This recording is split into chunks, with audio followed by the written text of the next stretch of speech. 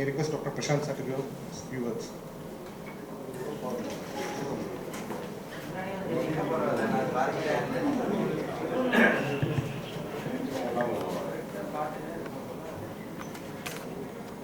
Honourable Health Minister of Tamilnadu, Thiru Subramaniam sir, as well as Dr. A.B. Govindaraj, Director of Orthopedics, and the other senior consultants and HODs and members of the management and admin who have joined us today.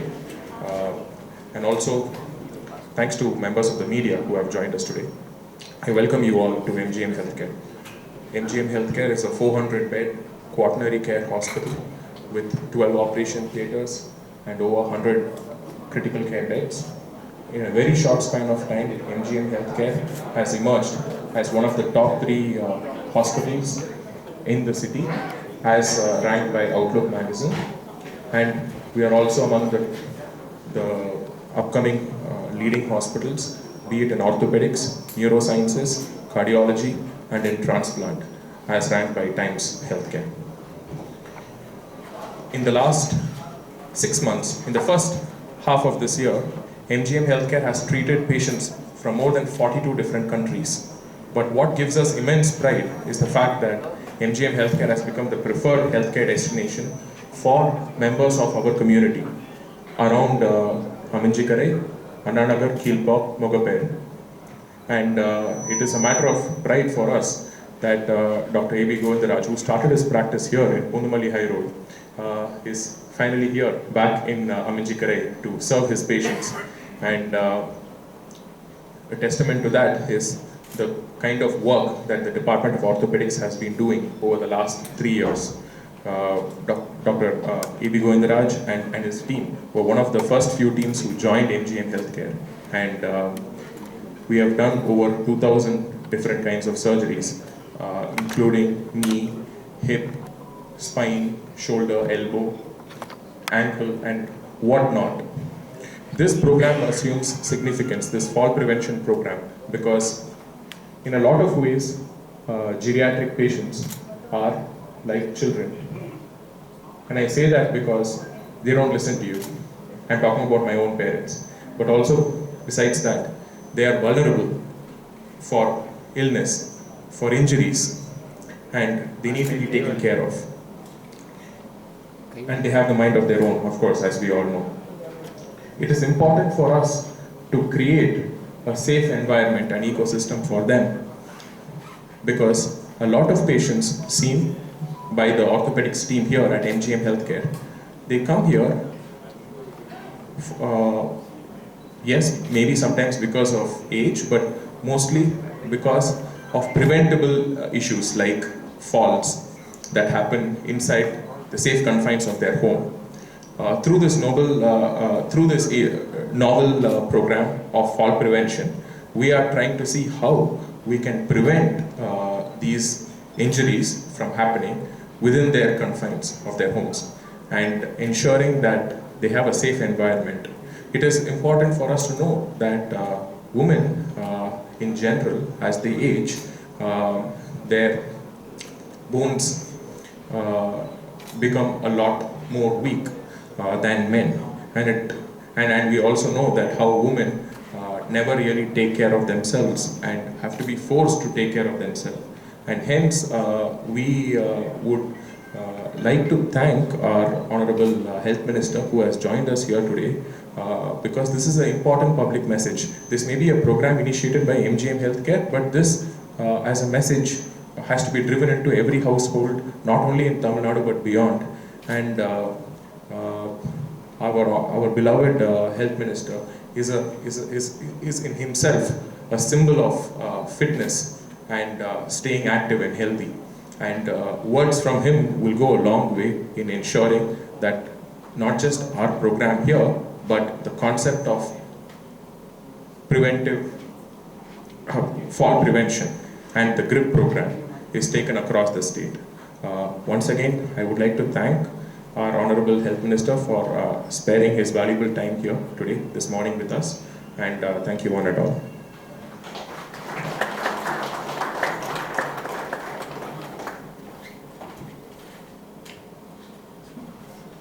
Thank you, sir, for kind words. May I request Dr. A.B. Govindraj, Director, Department of Orthopedics, to give the keynote address of the meeting today.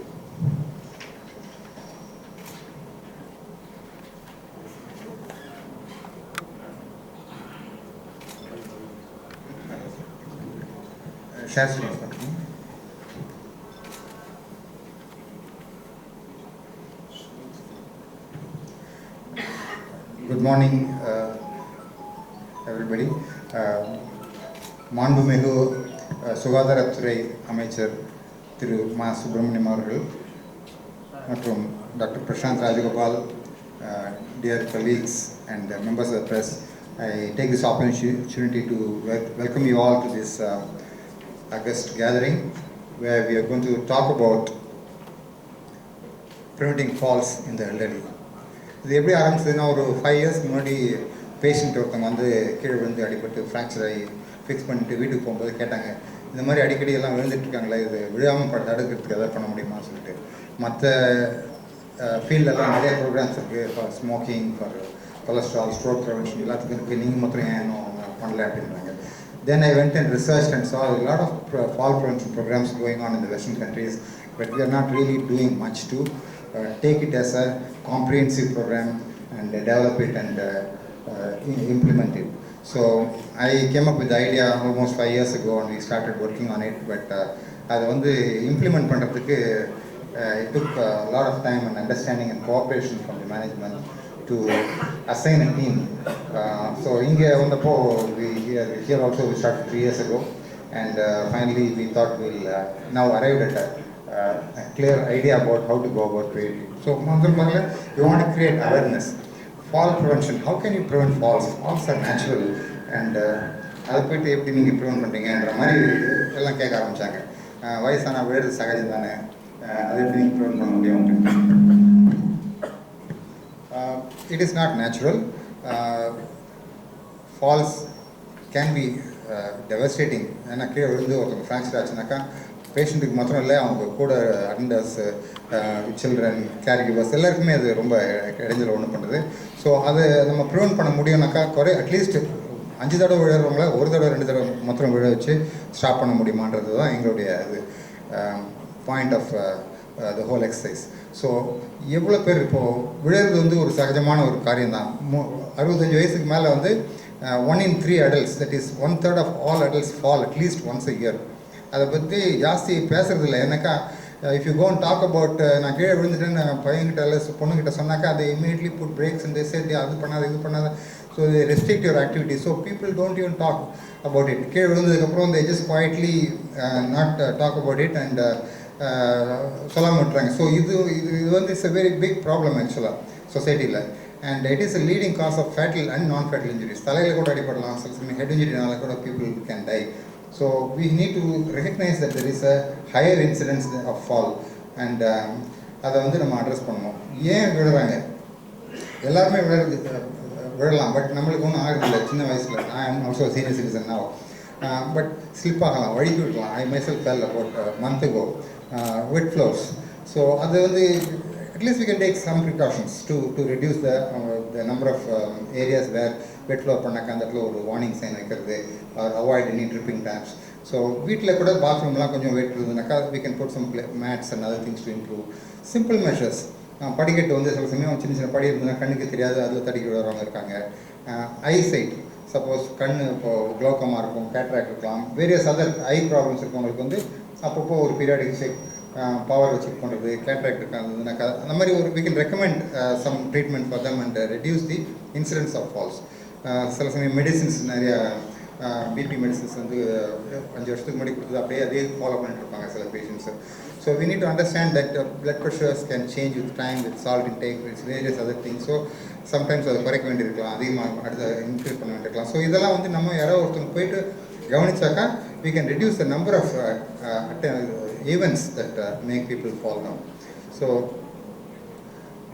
we have to first identify what are the risk factors. Risk factors வந்து வீட்டில் இருக்கலாம் அல்லது patient கையில் இருக்கலாம். Home risk ஃபேக்டர்ஸ்ன்னு எடுத்துக்கிட்டிங்கனாக்கா இப்போ சொன்ன மாதிரி we can install some hand rails. பாத்ரூமில் வந்து எழுந்திருக்கும் போது வழிக்கு விழுந்துடுறாங்க, வெட் ஃப்ளோர்ஸு, ஒரு டிம் லைட்ஸ், நைட்டில் வந்து எழுந்து பாத்ரூம் போகும்போது தடுக்கி விட்டு விழுந்துடுறாங்க. ஸோ ஒரு நைட் லைட் போடுறது, இந்த மாதிரி lot of small simple measures which will help to improve the visibility and the incidence of falling down. So we have formed an interdisciplinary team where all department we have entangled, we have networked everybody, and then we are taking care of all possible reasons for people, patient risk factors. So patients வந்து நிறைய காரணங்களுக்காக தடுக்கி விழுந்து வர்றாங்க, அதை slip ஆகி வர்றாங்க. So அதெல்லாம் நம்ம சிம்பிள் மெஷர்ஸ், ஒரு வீட்டில் ஒரு send one health care worker home and evaluate the home situation, and then also look at the patient's possibility, என்னென்ன ப்ராப்ளம்ஸ் இருக்குது அவங்களுக்கு, இது வந்து சிம்பிளாக நம்ம நிவாரணம் பண்ண முடியும் அப்படி கண்டுபிடிச்சி அதை ரெக்டிஃபை பண்ணுறது தான் எங்களுடைய goal of this whole exercise. So இதுக்காக நாங்கள் டெடிகேட்டட் லைன் ஒன்று க்ரியேட் பண்ணி dedicated line we have created, and we are enforcing, implementing this program.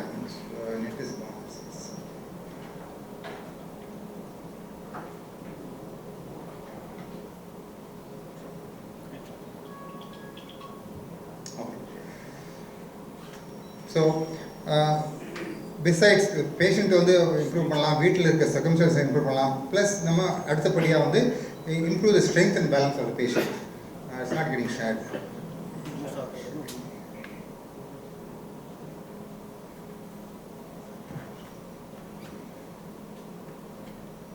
Okay, now there's a plug.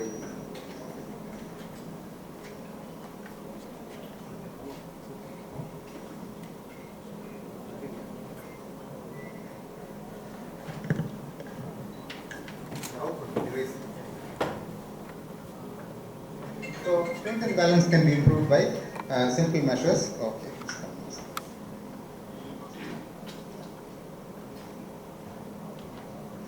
Still not sharing.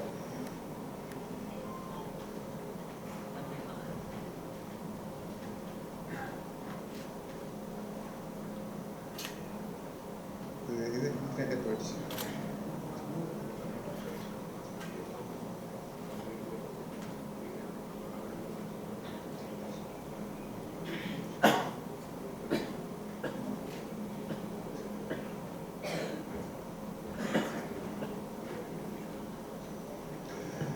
So simple daily stretching. We have started a program called supervised exercise therapy. Already over 200 patients in the last 1 month. We have made them walk straighter, and we are now walking without swaying, without the risk of falling. So இதெல்லாம் வந்து ரொம்ப simple measures. ஒரு 5 நாளைக்கு நீங்க அங்க வந்தீங்கன்னாக்கா patients can enroll, come, they can learn the exercise. அந்த 5 நாளோட முடிய போறதில்ல, அவங்க வீட்டில் போயிட்டு அவங்க எப்படி அதை அவங்களே பண்ணிக்கலான்றதை we are teaching the patients so they can learn how to do these exercises and thereby improve the strength and balance and stop them from falling down. So walking is one of the best exercises that has been found, and a simple walk for about 45 minutes a day, and it will improve everything, literally everything, your blood pressure, your diabetes, your obesity, your mental state, everything. So walk பண்ண முடியாதவங்க வந்து சில சமயம் வந்து என்னால் walking போக முடியாது, knee pain இருக்கு, so many other problems are there. So we teach some simple exercises at home itself. ஒரு காலில் நிற்கிறதுக்கு single leg standing, ஒரு சேரை பிடிச்சிட்டு just learn to stand on one leg. That itself, if you can do it regularly, can improve your balance and reduce the incidence of falling.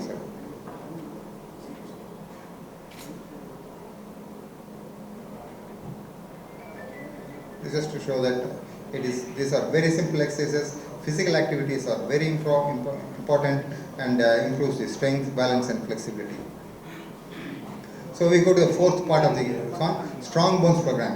So we are trying to prevent falls in senior people, but in spite of that, sometimes they will still fall.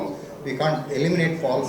So மூக்குல வந்து 20 தடவை விழுறத பார்த்து நம்ம 4-5 தடவை குறைக்கலாம். But அப்போ அதே மீறி கீழே விழுந்துறவங்களுக்கு bones உடையாமல் இருக்கிறதுக்கு என்ன பண்ண முடியும்? Can we do some simple things to increase the quality of bones in our senior citizens? So இப்போ பார்த்தீங்கன்னா நம்ம பிளட் டெஸ்ட் பண்ண most of us have deficient vitamin D3.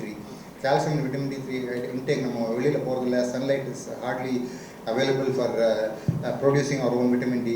So இதெல்லாம் செக் பண்ணிவிட்டு நாங்கள் அந்த மாதிரி deficiency இருந்ததுனாக்கா we correct those deficiencies by giving simple supplements, and osteoporosis இருந்ததுனாக்கா we detect by simple tests and BMD scanning பண்ணிவிட்டு we can give some medicines to improve osteoporosis by medications and lifestyle modifications. So இதையும் மீறி விழுந்து suppose fracture ஆகக்கூடாது, bones நல்லா ஸ்ட்ராங்காக இருந்தால் fracture ஆகாது, கீழே விழுந்தால் கூட அதே மீறி ஃப்ராக்சர் ஆச்சுன்னா அதுக்கப்புறம் என்ன பண்ணணும்? So we have plan for that also. So immediately after, people who are enrolled with us can immediately call the helpline and we will provide a video consult. If necessary, we will send the X-ray machine home, portable X-ray machine home for taking an X-ray, and immediately we can see 5 minutes after the X-ray is taken, we will be able to see in our office what is the problem, and we can either advise bandages, ice packs, or bring them to the hospital, or simple plain spotted, we can treat them from home itself. And so if they do have a fracture and they get admitted, we might have to operate on them, and every fracture that comes through our hospital, we investigate them. We find out the root cause. We don't just treat fractures and put them back into society. We will analyze why did this patient fall, and could this fall being prevented? So there is a series of things which we do to investigate every fall and evaluate the individual risk factors for each patient, and then we try to eliminate those risk factors. ஒரு தடவை விழுந்து fracture ஆனால் திரும்ப அடிக்கடி விழுந்து fracture ஆகிறதுக்கான chances ஹையராக இருக்குது. So அதை நம்ம இன்வெஸ்டிகேட் பண்ணால் தான் we can conquer this disease of fall. So the take home message is fall proof your home, fall proof yourself, and enroll for assured service. This is what we are implementing through this program. We are encouraging people to be aware that falls are not natural, can be prevented, and we need to find out what risk factors are there to eliminate them, improve your strength by simple exercises, and improve your bone strength. And even after a fall, don't panic, call us, we are there to help you at home. And if you have to have treatment fracture, don't just take treatment fracture and leave it alone. Do more than that to prevent a second fracture. Thank you.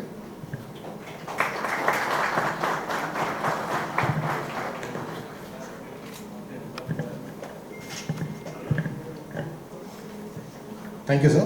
That was GRIP in a nutshell. May I request Honourable Minister to unveil the GRIP program and open to the public.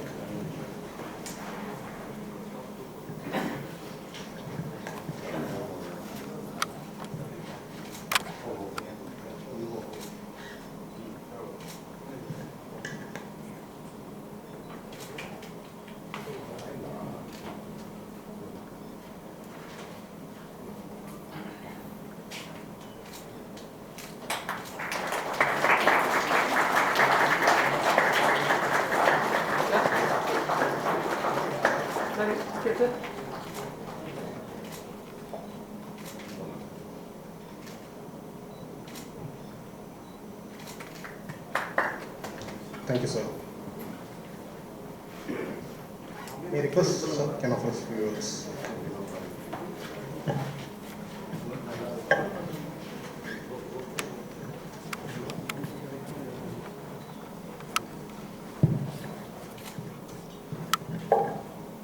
கீழே தவறி விழுவதை தவிர்க்கும் விழிப்புணர்வு என்கின்ற வகையில் MGM Healthcareல் நடைபெற்று கொண்டிருக்கின்ற இந்த நல்ல நிகழ்ச்சிக்கு வருகை தந்து சிறப்பித்து விட்டிருக்கிற பெருமதிப்பிற்குரிய திரு மருத்துவர் பிரசாந்த் ராஜகோபால் அவர்களே, மரியாதைக்குரிய மருத்துவர் கோவிந்தராஜன் அவர்களே, அன்பிற்கினிய மருத்துவர் திரு பிரபு அவர்களே, வருகை தந்து சிறப்பித்துக் கொண்டிருக்கின்ற பத்திரிகையாளர்களே, ஊடகவியலாளர்களே, உங்கள் அத்தனை பேருக்கும் முதற்கண் என்னுடைய நடிகலந்த வணக்கத்தினை தெரிவித்துக் கொள்கின்றேன்.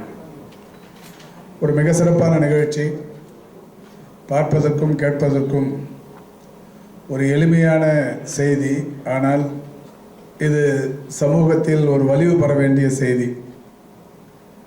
கீழே தவறி விழுறதுக்கெல்லாம் ஒரு விழிப்புணர்வா அப்படிங்கிற மாதிரி கேட்பவர்களுக்கு இது மிக சாதாரணமாக தோன்றும். ஆனால் இதனால் ஏற்படுகிற பாதிப்புகளை பெருமதிப்பிற்குரிய பிரசாந்த் அவர்களும் மரியாதைக்குரிய மருத்துவர் கோவிந்தராஜன் அவர்களும் இங்கே சிறப்பாக எடுத்து சொன்னார்கள். MGM ஹெல்த் கேரை பொறுத்தவரை இன்றைக்கு சென்னை மாநகரில் ஒரு மிக சிறந்த மருத்துவ சேவை மையமாக இருந்து கொண்டிருக்கிறது. தொடக்கத்தில் பெருமதிப்பிற்குரிய திரு பிரசாந்த் அவர்கள் பேசும்போது 42 நாடுகளைச் சேர்ந்தவர்கள் இங்கே மருத்துவத்திற்காக வருகிறார்கள் என்கின்ற ஒரு பெருமை மிகுந்த செய்தியினை சொன்னார்கள். சென்னைக்கு மட்டுமல்ல, ஒட்டுமொத்த தமிழகத்திற்கு மட்டுமல்ல, இந்தியாவுக்கே பெருமை. உலகில் இருக்கிற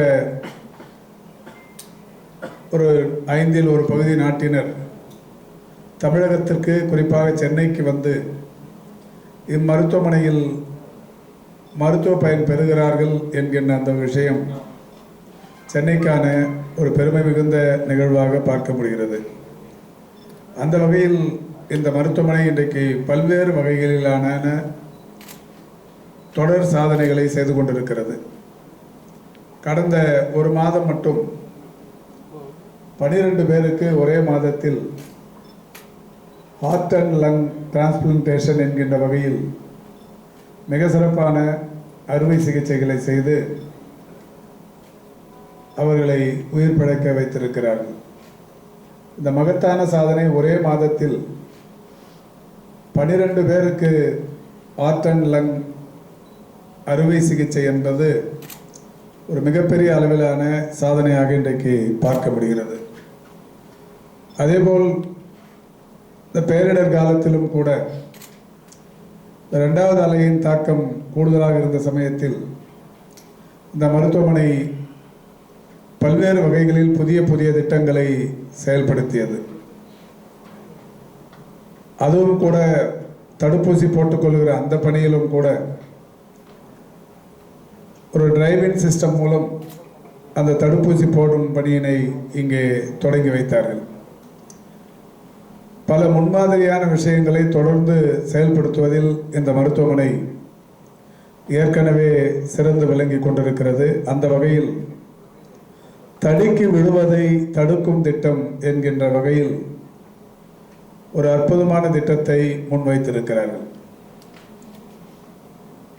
யார் எப்போது தடுக்கி விழப் போகிறார் என்பது யாருக்கும் தெரியாது. ஆனாலும் அதை தடுப்பது என்பது அவசியம் என்பதை உணர்ந்து இன்றைக்கு இந்த நிகழ்ச்சி ஒரு விழிப்புணர்வு நிகழ்ச்சியாக நடைபெற்று கொண்டிருக்கிறது. யாராலும் கணிக்கவே முடியாத ஒன்று, சொல்லவே முடியாத ஒன்று, நான் இப்போது தடுக்கி விழப் போகிறேன், நாளை காலை 10 மணிக்கு அது நிகழும் என்று யாரும் சொல்லிவிடவே முடியாது. ஆனாலும் அதற்காக நாம் ஒரு முன்னெச்சரிக்கை நடவடிக்கை எடுக்க வேண்டியது என்பது அவசியமானது என்பதை உணர்ந்து மருத்துவமனை நிர்வாகம் இதை செய்து கொண்டிருக்கிறது. பொதுவாக மருத்துவமனைகளுக்கு எது லாபம் என்றால், தடுக்கி விழுந்து தங்களுடைய மருத்துவமனைக்கு வந்தால்தான் லாபம். அவர்களுடைய கை கால்கள் உடைந்து மருத்துவமனைக்கு வந்தால்தான் லாபம். அவர்கள் மருத்துவமனைக்கு வந்து அனுமதிக்கப்பட்டு நீண்ட நாட்கள் அங்கே மருத்துவ சிகிச்சை பெற்றால்தான் லாபம். அதற்கான உபகரணங்கள் இருக்கிறது, அறைகள் இருக்கிறது, மருத்துவர்கள் இருக்கிறார்கள், அவர்களுக்கு வேலையும் கிடைக்கும். ஆனால் ஒரு மருத்துவமனை நிர்வாகம் தடுக்கி விழவே கூடாது, தடுக்கி விழுவதை தடுக்க வேண்டும் என்கின்ற ஒரு முன்மாதிரியான முனைப்பு ஏற்படுத்தப்பட்டிருப்பது என்பது அநேகமாக MGM ஒன்றில்தான் இருக்கும் என்பது என்னுடைய நல்ல நம்பிக்கை, அசைக்க முடியாத கருத்து. பெருமதிப்பிற்குரிய திரு கோவிந்தராஜ் அவர்கள் மருத்துவர் கோவிந்தராஜ் அவர்கள் பேசுகிற போது சொன்னார்கள், தடுக்கி விழுவது என்பது வீடுகளில் ஈரமான தரையில்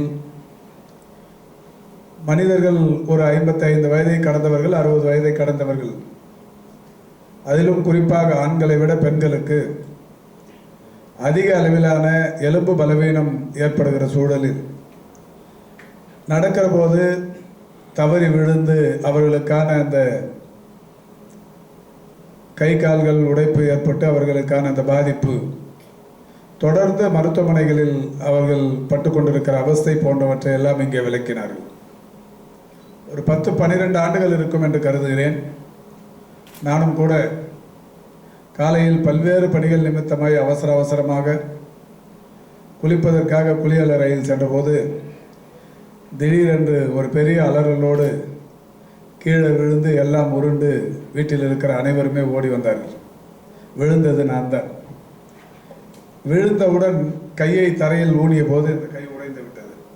இப்போ பார்த்தீங்கன்னா தெரியும், அந்த கை ஷேப் தெரியும்.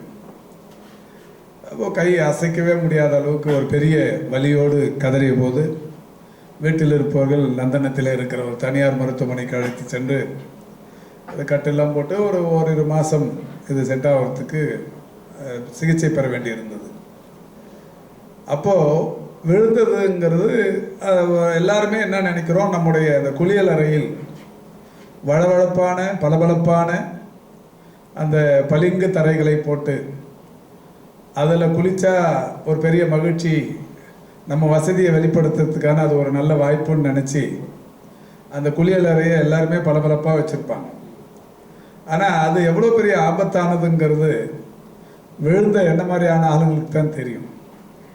அதனால் இப்போ நிறைய குளியல் அறைகளில் பளபளப்பு என்பதை கடந்து சொரசொரப்பு தரையை போடுகிற அந்த பணியை எல்லா இடத்துலையும் செய்கிறாங்க. சரி, இந்த நிகழ்ச்சிக்கு அப்புறம் எல்லாரும் போய் அந்த தரையை மாற்ற முடியுமா? அதுக்காக பலாயிரக்கணக்கான ரூபாய் செலவு பண்ண முடியுமா? முடியாது. ஆனாலும் மருத்துவர் சொல்லுகிற யோசனை, அதுக்குன்னு கார்பெட்லாம் இருக்குது, சாதாரணமாக மேட்லாம் இருக்குது, அதை வாங்கி போடலாம் குளியல் அறையில், ரொம்ப குறைவான செலவு. ஆனால் எல்லார் வீட்லேயும் இந்த 50 வயதை கடந்தவர்கள் 60 வயதை கடந்தவர்கள் இருப்பார்கள். அவங்கள பாதுகாப்பாக பேணி பாதுகாப்பது என்பது அவசியம். அதற்காக இந்த முன்னெச்சரிக்கை நடவடிக்கையை நாம் பண்ணுறது நல்லதுங்கிறதுக்காக தான் இந்த நிகழ்ச்சி. எல்லாருமா போய் அவங்களுடைய குளியலறை தரைகளை மாற்றி அமைக்க வேண்டும் என்று யாருக்கும் இது அறிவுறுத்தப்படவே இல்லை. சிறிய அளவில் மாற்றங்களை செய்து கொள்ளலாம். அதேபோல் புதிய வீடுகளை கட்டுபவர்கள் அதற்கான அந்த தரை அமைப்பை, வழுக்கி விடாத தரைகளை அமைப்பது என்பது குளியலறை போன்ற இடங்களில் ரொம்ப நல்லது. அது மாதிரி இந்த கிளாஸ் செட்டை ஒட்டி கையை ஊனி எழுந்துக்கிறதுக்கும் உட்காரத்துக்குமான ஒரு சின்ன ஹேண்டில் கிரில்லாம் இருக்குது, அதை பதிக்கணும். அது ரொம்ப அவசியமானது. ரொம்ப குறைவான செலவு தான். ஏற்கனவே வீடு இருந்தாலும் கூட அந்த கழிவறையில் சின்னதாக ஒரு சைடில் இந்த கிரில் ஒரு 2 அடி 2 அடி நீட்டுக்கு தான் இருக்கும். அது நிறைய இடங்களில் இப்போ அதை பதிக்கிறாங்க. அதை பதிய வச்சுக்கலாம். அதை 2 பேர் ஒரு 60 வயதை கடந்தவர்கள் உட்காந்து எழுந்துக்கிறதுக்கு அது பெரிய அளவிலான வசதியாக இருக்கும், அந்த கிளாஸ் செட்டில் உட்காந்து எழுந்துக்கிறது. அதே மாதிரி குளிக்கிற இடத்துல அந்த குளியல் அறையில் 2 பக்கமும் அந்த ஹேண்ட் கிரில் சவுத்தில் பதிச்சிருப்பாங்க. நிறைய இடங்கள்ல இப்போ வர தொடங்கிருச்சு. அப்போ புதுசாக பண்ண முடிகிறவங்க, புதுசாக கட்டடம் கட்டுறவங்க இந்த மாதிரியான அமைப்புகளை ஏற்படுத்தி கொள்ளலாம். அது மாதிரி டாக்டர் பிரசாந்த் ஒன்று கூட சொன்னார், இப்போ அதிநவீன வசதிகள்லாம் வந்துருச்சு.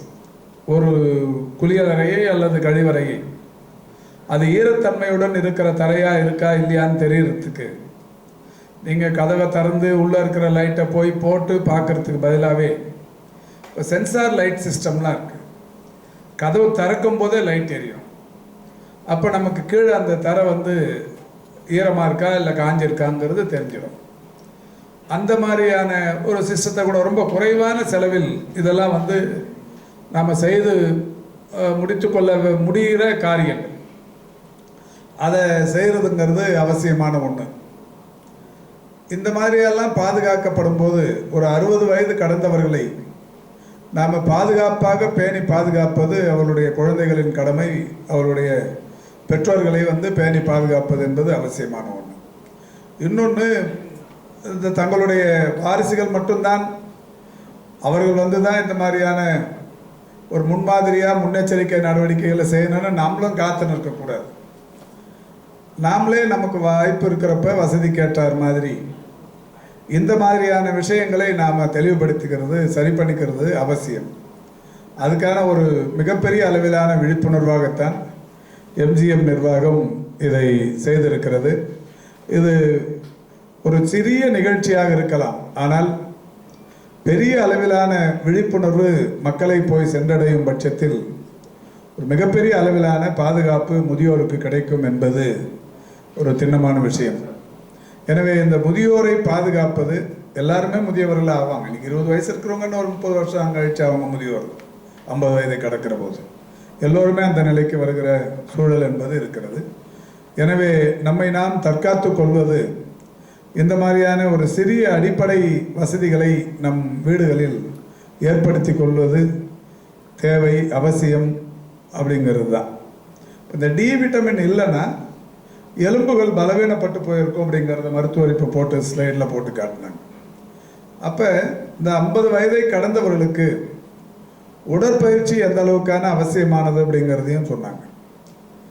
சொன்னார், நான் ஒரு 12 வருஷத்துக்கு முன்னாடி விழுந்தப்போ என் கை உடஞ்சிருச்சு. இப்போ எத்தனை தடவை நான் விழுந்தாலும் என் எலும்பு உடையாது. ஏன்னா உடையிறதுக்கு இடமே இல்லை, அத்தனை தடவை உடைஞ்சிருக்கு. நான் ஒரு விபத்தில் 2004ஆம் ஆண்டு விபத்தை சந்தித்த போது தலை உடைந்தது, கால் ஒரு 6 துண்டுகளாக நொறுங்கியது. காலில் அந்த மூட்டு வந்து ஒரு 6 துண்டாக நொறுங்கி இப்போ ஒரு 1/2 கிலோ கம்பியில் போட்டு தான் அதை ஒட்ட வச்சிருக்கிறாங்க. கம்பி இன்னமும் இருக்குது. அது மாதிரி ஒரு முறை இருசக்கர வாகனத்தில் ஒரு நாய் மீது மோதி இந்த காலர் போன் ஃப்ராக்சர் ஆச்சு. இந்த மாதிரி நிறைய தடவை உடைப்புகள் ஏற்பட்ட உடம்பு தான் இது. இனிமேல் உடையிறதுக்கு எலும்புக்கு இடம் இல்லை, அந்த மாதிரி உடைஞ்சிருக்கு. ஆனாலும் இப்போ விழுந்தால் உடையாது, ஒரு நம்பிக்கை இருக்குது. ஒரு 8-10 வருஷமாக நான் மேற்கொண்டு வருகிற இந்த உடற்பயிற்சி, தொடர்ச்சியான உடற்பயிற்சி, நிச்சயமாக எனக்கு ஒரு நம்பிக்கை இருக்குது. இப்போ கீழே நான் எத்தனை தடவை விழுந்தாலும் உடையாது. அப்போது இதை வந்து எனக்கு யாரும் சொல்லி வர்றதுங்கிறது கொஞ்சம் சொல்லாமையே நம்ம உடலை பாதுகாத்து கொள்ள வேண்டும். இருக்கிற வரைக்கும் நல்லா இருக்கணும். இதோ 150 வருஷம் வாழணுங்கிறதுக்காகலாம் பண்ணுற விஷயம் இல்லை. இருக்கிற வரைக்கும் இந்த நோய் பாதிப்பு இல்லாமல் மற்றவர்களுக்கு நாம் பெரிய அளவில் ஒரு தொல்லையாக இல்லாமல் வாழ வேண்டும் என்பதுதான். இந்த 50-60 வயதை கடந்தவர்கள் அந்த மாதிரியான ஒரு மனநிலையை தங்களுக்குள்ளே ஏற்படுத்திக்கினா இந்த மாதிரி உடற்பயிற்சி இது எல்லாத்தையும் வந்து தாங்கள் மேற்கொள்ள வேண்டும் என்கின்ற எண்ணம் தானாகவே வந்துவிடும். இப்போ நான் டெய்லி வந்து ஒரு 10-12 கிலோமீட்டர் ஓடுறேன். வெளியில் போயெல்லாம் ஓடுறதில்ல, வீட்டு பக்கத்தில் வெளியிலையும் ஓடுறேன். வாரத்துக்கு 1 நாள் 2 நாள் வெளியில் ஓடுறேன். வீட்லேயே ஒரு 8 போட்டு ஓடின்னு இருக்கிறேன். இந்த கொரோனா பேரிடர் எனக்கு கற்றுக் கொடுத்த பாடம் 8. இதுக்கு முன்னாடியே சித்தர் காலத்திலேயே அது சொல்லப்பட்டிருக்கிறது 8ல் இருக்கிற முக்கியத்துவம். ஆனாலும் கூட அப்போல்லாம் நம்ம அதை தெரிஞ்சுக்கல. வெளியில் வரக்கூடாது, போகக்கூடாது, பொது முடக்கம், போக்குவரத்து முடக்கம், இந்த மாதிரியான ஒரு விஷயங்கள் நடந்ததுக்கப்புறம் வீட்டு மாடியிலேயே 8 போட்டு ஓட ஆரம்பித்து இப்போ 8ல் ஓடுறது ரொம்ப எனக்கு பிடிச்சமான விஷயங்கள்ல ஒன்றா இருக்குது. காலையில் ஒரு 5 மணிக்கெல்லாம் எழுந்தால் 8 போட்டு ஓடினிருப்பேன். நேற்று கூட இப்போ நம்முடைய அம்பேத்கர் கலைக்கல்லூரியில் நடைபெற்ற விளையாட்டு போட்டி தொடக்க விழா நிகழ்ச்சியில் சொன்னேன். இன்றைக்கி காலையிலேயே நான் ஒரு 12 கிலோமீட்டர் ஓடினேன். யாருக்காவது என் கூட ஓடணும்னு ஆசை இருந்தால் நாளைக்கு காலையில் எங்கள் வீட்டுக்கு வாங்க, ஒரு 5:30 மணிக்கு என் கூட ஓடலாம் ஒரு 12 கிலோமீட்டர் அப்படின்னு சொல்லி மாணவர்களிடையே வேண்டுகோள் விடுத்தேன். இதை ஏன் சொல்கிறேன்னா, அது டெய்லி என்னோட தினசரி பழக்கங்களில் ஒன்றாக ஆகிவிட்டது. ஒவ்வொரு மாதமும் நான் ஏதாவது ஒரு எய்ம் வச்சுப்பேன். இந்த ஜனவரி 1ஆம் தேதியிலிருந்து ஜனவரி 30ஆம் தேதி வரைக்கும் யாரெல்லாம் வந்து இந்தியா முழுக்க அரசியல்வாதிகள், ஐஏஎஸ், ஐபிஎஸ் இந்த மாதிரி ஆளுமைகள் குடியரசு தினத்தை ஒட்டி 75வது குடியரசு நாளை ஒட்டி ஒரு போட்டி நடத்தினாங்க. ஒன்றிய அரசாங்கம், நகர்ப்புற நலவாழ்வு அமைச்சகம். அதில் வந்து யார் அதிகமாக ஓடுறாங்களோ அவங்களோட ஆக்டிவிட்டியை வந்து பதிவு பண்ணி அனுப்பி அதில் முதல் பரிசு 2வது பரிசுலாம் சொன்னாங்க. நான் இந்த 26 நாட்கள் 1லேருந்து 26 ஜனவரி 1லேருந்து 26 அந்த 1லேருந்து 26 நாளில் 393 கிலோமீட்டர் ஓடி இருக்கிறேன். இப்போ நான் தான் இந்தியாவில் ஃபஸ்ட்டுன்னு சொல்லி அறிவித்தேன். இந்தியாவில் அதிகமாக ஓடியவன் அந்த 26 நாட்களில் 393 கிலோமீட்டர்னு சொல்லி இப்போ பரிசெல்லாம் கொடுக்கறதுக்கு இருக்கிறாங்க. அது குஜராத்தில் கொடுக்கறதுக்கு இருந்தாங்க. அன்றைக்கி என்னால் போக முடியல. அவங்களே இப்போ சென்னைக்கு கொடுத்து மாநகராட்சியில் இருக்குது இப்போ அந்த பரிசு. மாநகராட்சியில் ஏதாவது ஒரு நிகழ்ச்சியின் மூலம் எனக்கு தருவதாக வைத்திருக்கிறாங்க. ஏன் சொல்கிறேன்னா, 26 நாட்களில் ஒரு 393 கிலோமீட்டருங்கிறது கொஞ்சம் கூடுதலானது தான், ஆனாலும் பண்ணோம். இப்போ டெய்லி வந்து ஒரு 15-16 கிலோமீட்டருங்கிற லெவலில் ஓடி இருக்கிறேன். அது மாதிரி இப்போது திடீர்னு ஒரு மாதம் என்ன பண்ணேன், ஓடினே இருக்கும்போது வேலூர் பக்கத்தில் ஒரு ரோட்டில் ஓடின்னு இருந்தேன். இன்றைக்கி என்ன நாள் அப்படிங்கிற மாதிரி பார்த்த செல்லை நோண்டினா ஓடும்போது ஐ கேர் அபவுட் யூ டேன்னு ஒரு நாள் இருந்தது. National I care about you டேன்னு ஒரு நாள். இந்த நாள் எத்தனை பேருக்கு தெரியும்? இங்கே வந்திருக்கிறவங்களுக்கு தெரியல. நமக்கு அது இன்றைக்கி வந்து முதியோர் நாள், மகளிர் தினம், இளைஞர்கள் தினம், அது மாதிரி ஏதாவது ஒரு தினம் இருக்கும். 365 நாளும் ஏதாவது ஒரு தினமாக இருக்கும். ஆனால் national I care about you day, நான் உன் மீது அக்கறை கொள்ளும் நாள் அப்படின்னு ஒரு நாள் இருக்குது. நான் அன்றைக்கி பார்த்து ஓடின்னு இருந்தேன். ஓடும்போது பார்த்தேன், சரி நல்ல நாளாக இருக்கிறது. இன்றைக்கிலேருந்து ஒரு 100 நாள் கணக்கு வச்சு ஒரு எய்மை வந்து மைண்டில் ஃபிக்ஸ் பண்ணுறது தான். இதை சொல்கிறது என்ன மாதிரி 60 வயதை கடந்தவர்களுக்கு ஒரு எய்மை வந்து மனசில் ஃபிக்ஸ் பண்ணிக்கணும். இன்றைக்கிலேருந்து ஒரு 100 நாள் கணக்கு வச்சுப்போம். ஒரு 1000 கிலோமீட்டர் ஓடுவோம்.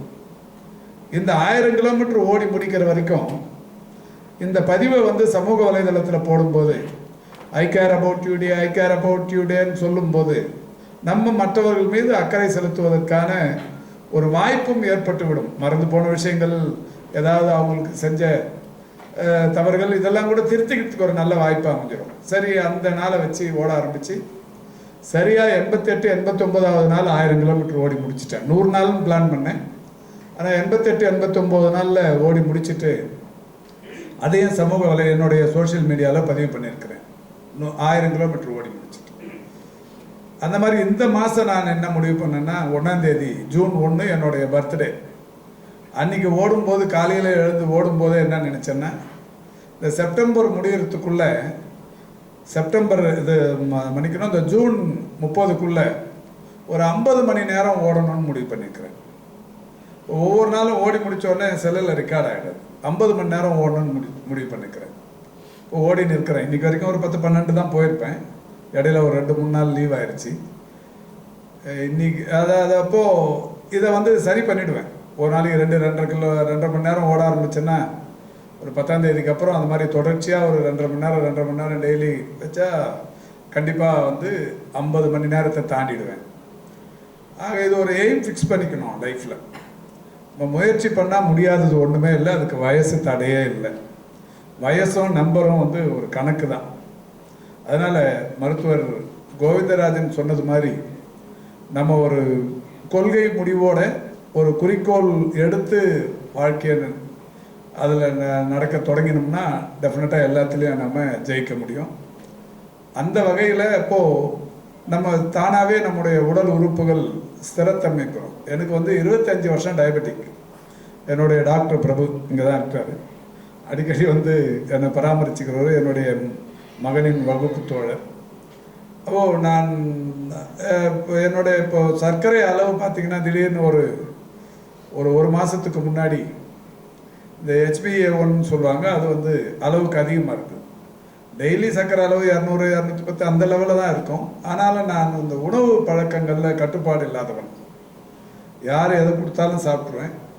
குறிப்பாக இந்த சீசனில் வந்து மாம்பழம், வாழைப்பழம், பலாப்பழம் 3த்தையும் போட்டு ஃபுல் கட்டுவேன். இது எல்லோரும் ஒரு வாழைப்பழம் சாப்பிட்டா நான் ஒவ்வொரு வேளை சாப்பாட்டுக்கு அப்புறமும் 3-4 வாழைப்பழம் சாப்பிடுவேன். என்னுடைய மகன் மருத்துவர் தொடர்ச்சியாக எனக்கு அறிவுறுத்தினே இருப்பார், இவ்வளோ சாப்பிடக்கூடாது, எடுத்துக்கூடாது, இதில் வந்து சுகர் கண்டென்ட் அதிகம் அப்படின்னு சொன்னால் கூட கேட்கறதில்ல. எனக்கு என்னன்னா ஒரு அசட்டு தைரியம். நம்ம தான் நிறைய ஓடுறோமே, நிறைய ஓடுறது. அது வேறு எல்லோரும் நம்மளை உஸ்பேத்தி வேறு விடுவாங்க. நீ எது சாப்பிட்டாலும் அது எரிச்சிரும்பா, இப்போ சாப்பிடுன்னுவாங்க. அவங்க சாப்பிட மாட்டாங்க, நம்மளை உஸ்பேத்தி விட்டுருவாங்க. அது ஒரு பெரிய கெட்ட பழக்கம். உனக்கு எதுவாக இருந்தாலும் பர்ன் ஆகிடும், நீ நல்லா ஓடுற, சாப்பிடுன்னுவாங்க. அது மாதிரி சாப்பிட்டு HbA1 8க்கு மேலே தாண்டிடுச்சு. அப்புறம் திரும்ப இப்போ கண்ட்ரோலுக்கு எடுத்துகிட்டு வரணுன்னு இந்த ஒரு மாதமாக பார்த்தீங்கன்னா அதெல்லாம் தொடாமல் இப்போது எக்ஸசைஸ் மட்டும் பண்ணின்னு இருக்கிறேன். இல்லை ஒரு மகிழ்ச்சியான விஷயம்னா, இப்போ காலையில் எப்போ சுகர் லெவல் எடுத்து பார்த்தாலும் 90-95 தான் இருக்குது. இந்த செய்தி டாக்டர் பிரபுக்காக. எனக்கு இப்போ காலையில் எப்போ நான் டெஸ்ட் எடுத்தனாலும் 90-95 தான் இருக்குது. ரொம்ப சரியான அளவில் இருக்கிறேன். எனக்கு 25 வருஷம் டயபெட்டிக்.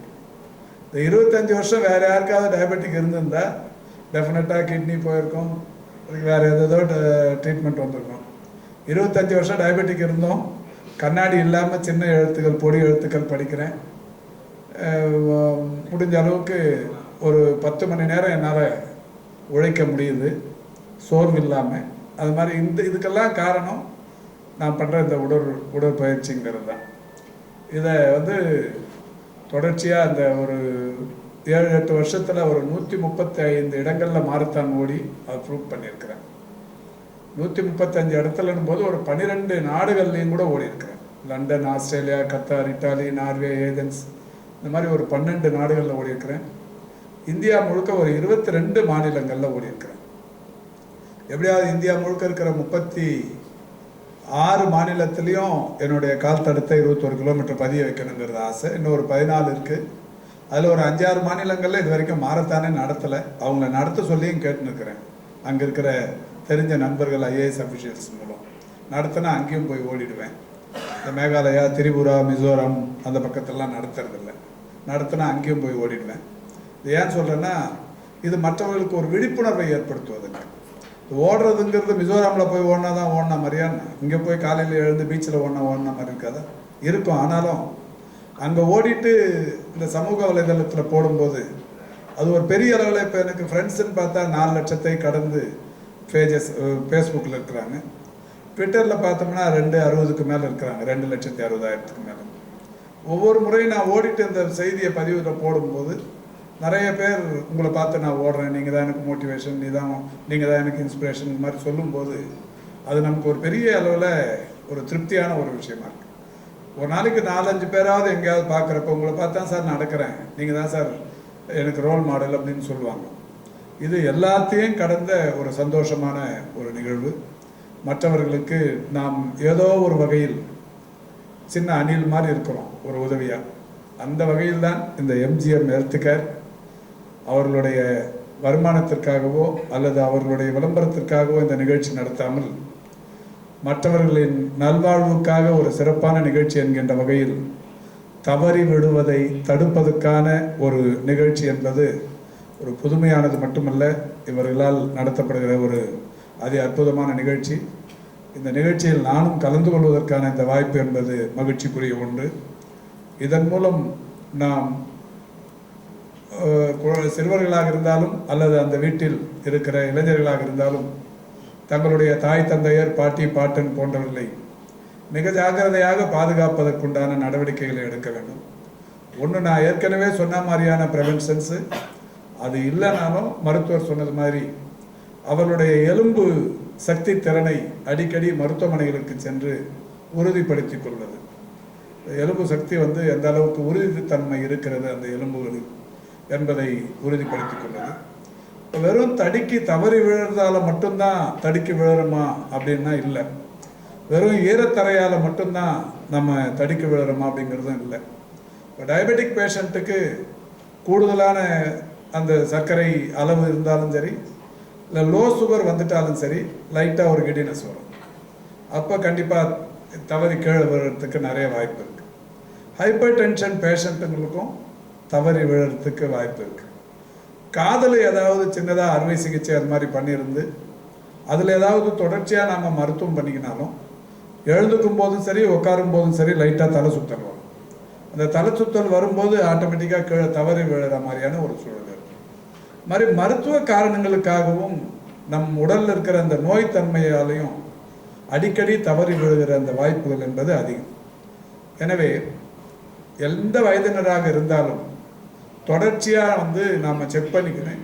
அதுவும் இந்த 60 வயதை கடந்தவர்கள் நம்முடைய எலும்பின் உறுதித்தன்மையை பரிசோதித்துக் கொள்வது, அதுக்கப்புறம் நம்ம வீட்டில் இருக்கிற அந்த வசதி வாய்ப்புகளை சீர்படுத்தி கொள்வது, இந்த மாதிரியான விஷயங்களை செய்து நம்மை நாம் தற்காத்து கொள்ள வேண்டும் என்கின்ற விழிப்புணர்வை ஏற்படுத்துவதற்கு MGM செய்திருக்கிற இந்த நல்ல நிகழ்ச்சிக்கு பாராட்டுக்களை தெரிவித்து சிறந்த வாய்ப்புக்கு நன்றி கூறி விடைபெறுகிறேன். நன்றி, வணக்கம்.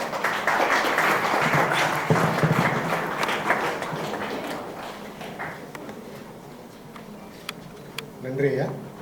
36 மாநிலங்களும் உங்கள் கால்புறம் பதிய எங்களோட வாழ்த்துக்கள் சார். இந்த கிரிப்புங்கிற ப்ரோக்ராம் ஆரம்பிக்கும் போது தமிழ் கேப்ஷன் ப்ராப்பராக கிடைக்காம இருந்து ப்ராப்ளி சார் இப்போ அனௌன்ஸ் பண்ணிட்டாரு. தவறி விழுவதை தடுக்க we probably write caption for this program. As a last, may I request Dr. Vijay Kumar to address the gathering with a thank you note.